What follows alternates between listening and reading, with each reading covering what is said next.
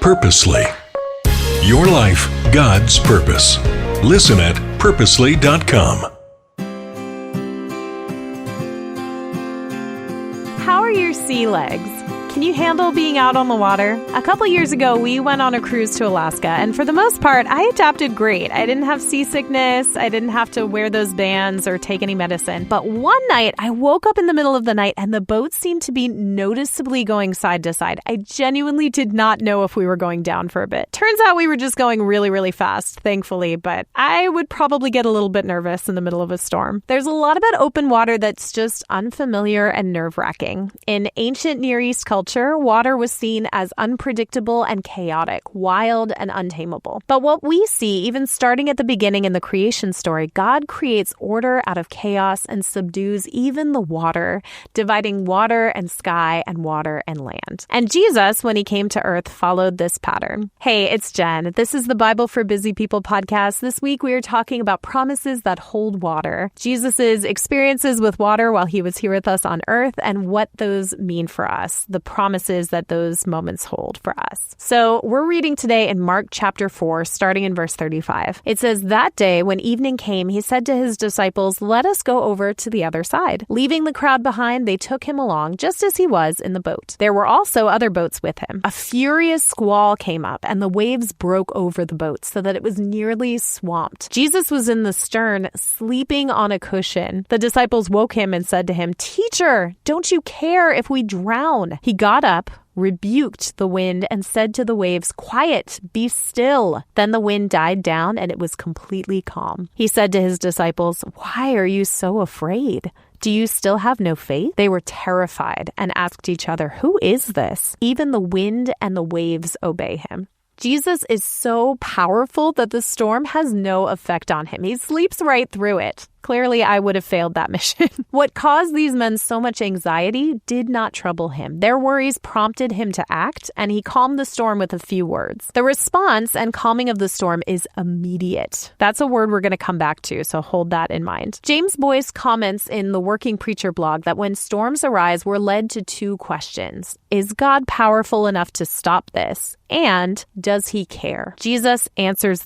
those questions in this story. We also have Chelsea Harmon's commentary from the Center for Excellence in Preaching again, and I love this. She said, two different Greek words are used to talk about fear in this passage. Jesus asks the disciples why they are deilos, whereas the disciples are said to be filled with great phobos. The fear Jesus asks about is related to internal cowardice or timidity, something that keeps you from action. Phobos, on the other hand, is a type of terror or awe one experiences by something external, like what happens to you when you encounter the powerful Son of God firsthand. It is perhaps by experiencing the second kind of fear that one's faith is built up enough to counter the first kind. There's another moment in Scripture where Jesus seems to subdue water or to control it, to conquer it. And this is in Matthew chapter 14, starting in verse 22. It says, "Immediately," there's that word again, "Jesus made the disciples get into the boat and go on ahead of him to the other side while he dismissed the crowd. After he had dismissed them, he went up on a mountainside by himself to pray. Later that night, he was there alone, and the boat was already a considerable distance from land, buffeted by the waves because the wind was against it. Shortly before dawn, Jesus went out to them walking on the lake. When the disciples saw him walking on the lake, they were terrified. 'It's a ghost,' they said, and cried out in fear. But Jesus immediately said to them, 'Take courage. It is I. Don't be afraid.' 'Lord, if it's you,' Peter replied, 'tell me to come to you on the water.' 'Come,' he said. Then Peter got down out of the boat, walked on water, and came toward Jesus. But when he saw the wind, he was afraid, and beginning to sink, cried out, 'Lord, save me.' Immediately, Jesus reached out his hand and caught him. 'You of little faith,' he said, 'why did you doubt?' And when they climbed into the boat, the wind died down.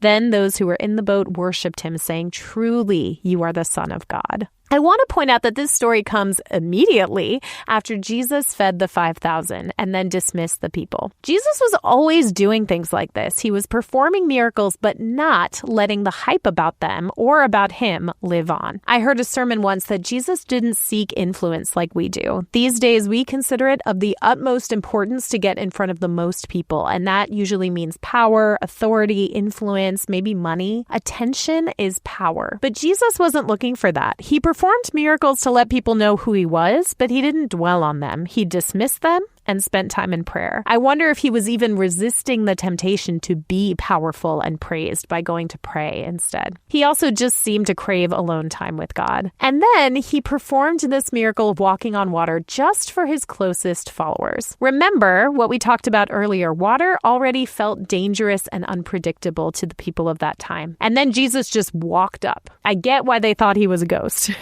Jesus immediately reassured them, and just as quickly, Peter tested it out. He actually did it. Let's not rush over that fact. He actually walked on water. His faith carried him to Jesus. And then he started to sink, but again, Jesus immediately reached out to catch him. It's easy to see his words as a rebuke here, where it says, "You of little faith, why did you doubt?" But honestly, I think he responded as a friend, gently, like, "Hey, didn't you know I was going to be right here for you?"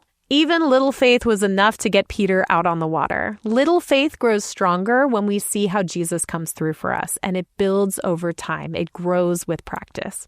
Jesus' power over the most terrifying things applies to us and our lives too. Jesus was right there, arm poised to catch Peter, and he's right there for us too. These are promises. Jesus can save, and he is more than willing. What do these promises mean for you? I'm going to leave you with that question, and tomorrow we're going to finish out this series on promises that hold water. I'll talk to you then. Thank you for listening to The Bible for Busy People. If you need prayer or want to go deeper in your faith, visit our show notes. Will you take a moment to share with a friend and leave a review? It helps the Bible get into even more people's minds and hearts. Find more podcasts that will recharge you at purposely.com.